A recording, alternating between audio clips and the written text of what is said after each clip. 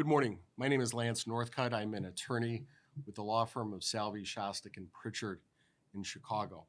I am joined here today by Mark Briggs to my right, John Barry Julian to Mark's right, attorney Roy Drips from the law firm of Drips and Blottvogel to his right.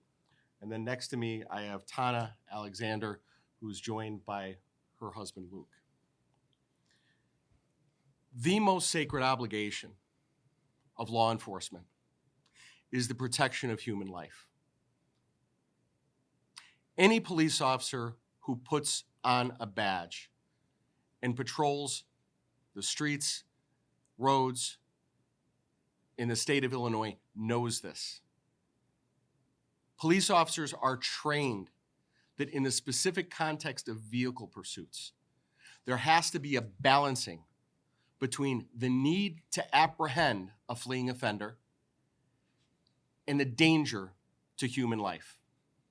Whether that be the offender they're chasing, whether that be a fellow police officer, or whether that be someone who is going about their life and has every right to be safe from needless harm. For reasons that this family is still trying to understand, on July 3rd, 2025, police officers from the Wood River Police Department abandoned that duty and decided that they were going to go on a high-speed pursuit in the middle of a day, the day before a holiday, through a busy residential and commercial area in Wood River to chase a traffic offender. They made the conscious decision that a traffic violation or equipment violation was worth putting innocent people at risk of great bodily harm or death. And after this fleeing offender went up to speeds more than double the posted speed limit, over 70 miles an hour, what all the studies, what all the police training has taught us over the course of decades was a predictable result happened, and there was a crash. George and Donna Julian were looking forward to the life ahead of them, to the 4th of July weekend ahead of them,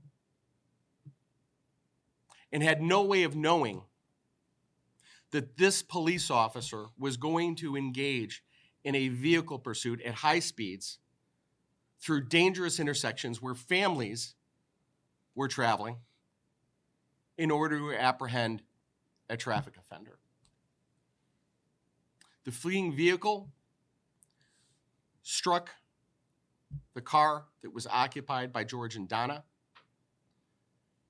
It was shot off the roadway into a ravine, and they burned in that car for minutes. That is how their life ended. The man who was fleeing the police that day has been arrested and charged with murder, possession of a firearm, among other crimes.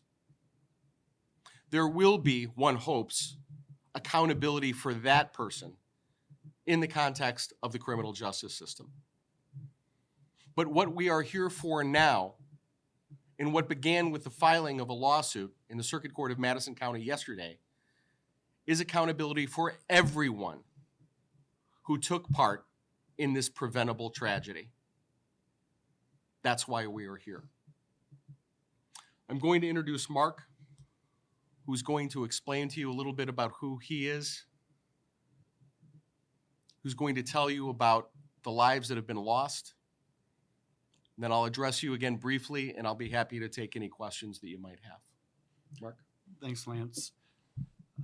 Again, my name is Mark Briggs, and I'm joined again this morning by my sister, Tana Alexander, her husband, Luke, George's brother, Barry.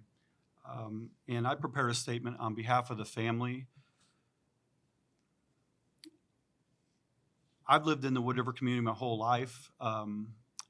I work there. I teach at a local high school. And this is going to be difficult for me because we just lost some very important people to us in our life. On the morning of July 3rd, my mom, Donna, and her husband, George, left their home together what should have been an ordinary day for them. They had a dermatologist appointment at 8:30 in Belleville, Illinois. My mom did everything with George. She didn't miss any appointments. She was by his side just about every waking moment each day.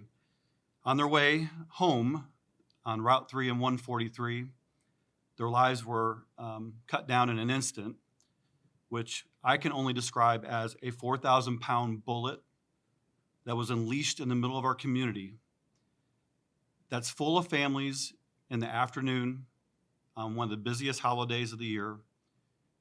And upon impact, their car was violently pushed 40 yards or more into a ravine where they burned for several minutes,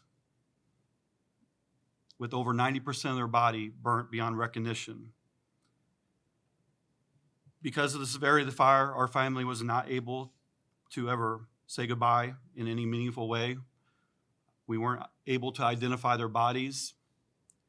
A forensic dentist had to be brought in to confirm their identities, which took at least 3 days.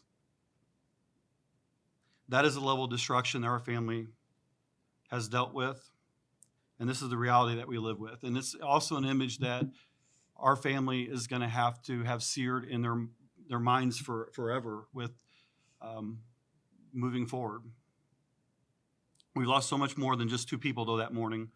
We lost a mother, a grandmother, a great-grandmother, and a sister. We lost a father, a grandfather, a great-grandfather, and a brother. We lost pillars of our family. They were the ones who anchored the holidays, made birthday calls, showed up at graduations and weddings, served as role models for our family and our grandchildren, and never got the chance to hold their great-grandchild who was born 5 days prior to this accident. Donna and George had so much life ahead of them. They had so much more time to spend with their family, so many more chances to make memories and opportunities to impact people around them. They were still making a difference in their lives who knew them, and that was all stolen from us. That loss followed a decision made by someone in a position of authority, one that led to a high-speed pursuit described by Chief Wells as a minor traffic offense. It happened on one of the busiest days of the year and right before the 4th of July, and right at lunchtime when the risk to the public was undeniably high. That single decision set in motion an irreversible chain of events that devastated our family. It is an absolute miracle on that day that more lives were not lost. The streets were full, families were out, and any one of them could have been caught in the path of destruction. For our family, that miracle never came.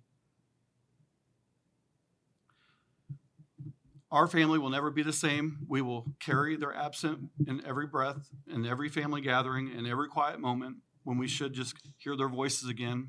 There's no fixing this. There's no replacing what we've lost. Our family is not seeking empathy.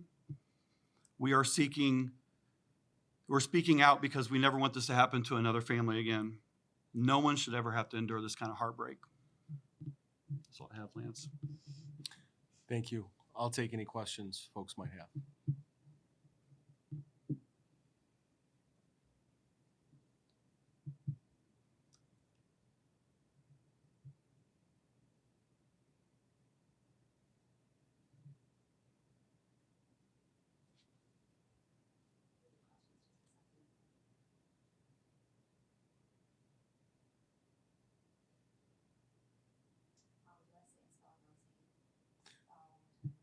Sure. Tana Alexander, T-A-N-A Alexander. Luke Alexander, L-U-K-E. Lance Northcutt, L-A-N-C-E-N-O-R-T-H-C-U-T-T. Mark Briggs, B-R-I-G-G-S. John Barry Julian, J-U-L-I-A-N. And Roy Drips, D-R-I-P-P-S. No questions here, but if the media has questions, they can always. Absolutely. In conclusion, I want to say the carnage that we are seeing as a result of these senseless police pursuits continues to accumulate. This is the latest chapter in a regrettable continuum of misconduct that we have seen. The job of a police officer is hard. The risks that they face are real. And make no mistake, there are times when a police officer should and must pursue a fleeing vehicle. Those times don't begin with a registration violation. They don't begin with a moving violation. And they don't get justified by saying after the fact, well, we think this person was a bad guy. So on behalf of this family, we seek the full measure of justice that the civil justice system will allow. That began yesterday. Thank you.